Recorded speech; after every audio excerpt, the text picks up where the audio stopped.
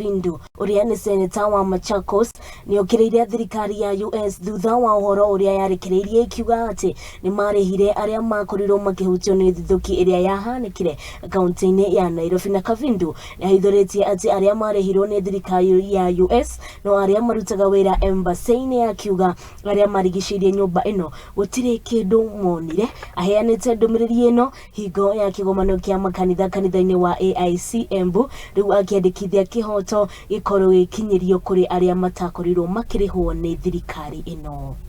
Wale maombi mengine special ambao nimewaomba waombe ni kuhusu wale watu walipigwa na bomu 1998. Al-Qaeda haikuwa inapigana na Kenya. Al-Qaeda ilikuwa inapigana na Amerika. Na sisi tukapokea bullets za wa Amerika.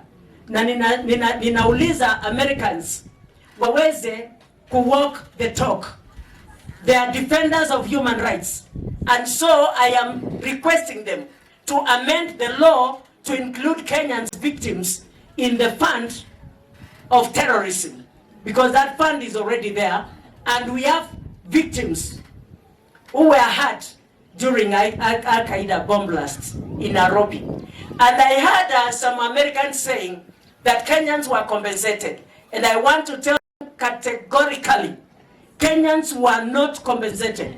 The only people who are compensated are the people who are working for American embassy itself. But the passers-by, the adjoining buildings, they were never compensated. Many of them died, many of them are suffering, that some of them are blind, others are lame, and we are requesting Americans as friends of Kenya to walk the talk and amend the law and compensate our people.